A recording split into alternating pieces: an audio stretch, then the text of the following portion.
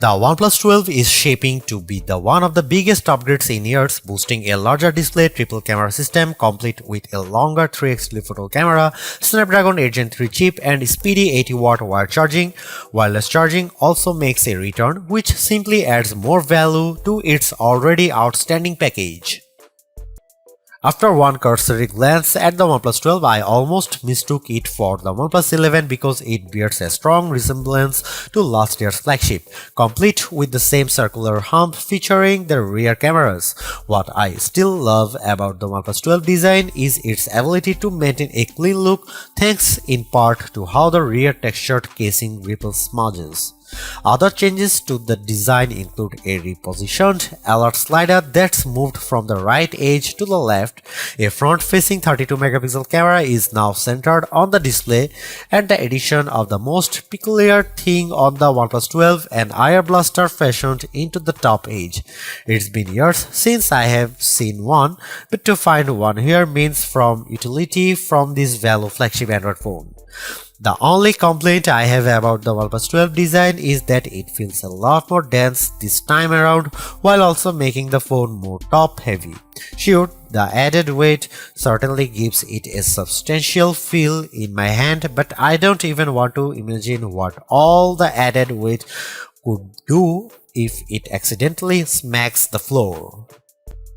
There's a 6.82-inch 2K Pro XDR display on the OnePlus 12, which is an increase in size over the 6.7-inch screen of the OnePlus 11. Even better, OnePlus claims that its now display can reach a peak brightness of 4500 nits, a mind-blogging achievement if true because last year's OnePlus 11 was rated for up to 1300 nits. I'd be shocked if the OnePlus 12 does reach that blinding level, but I'd be more content if it could at least boast some of the brightest display we have tested, like the 1550 nits of brightness of the iPhone 15 Pro Max.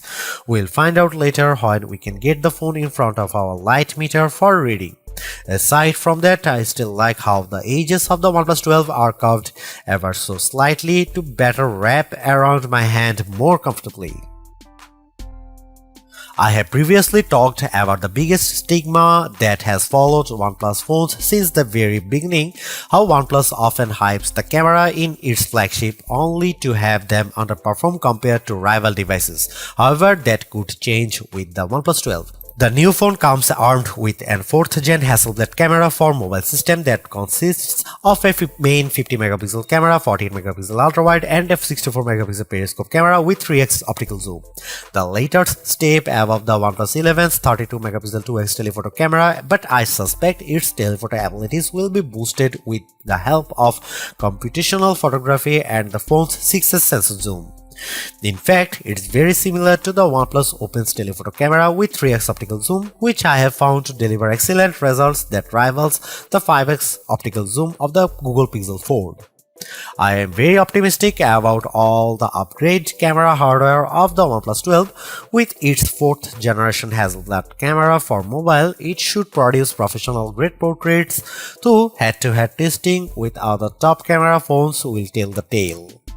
However, I can't stress enough about the importance of low light performance, an area where OnePlus continually underperforms. We'll soon see if that changes. Over on the video side, you can expect the usual 4K 60fps recording, but there's an option for 8K video recording.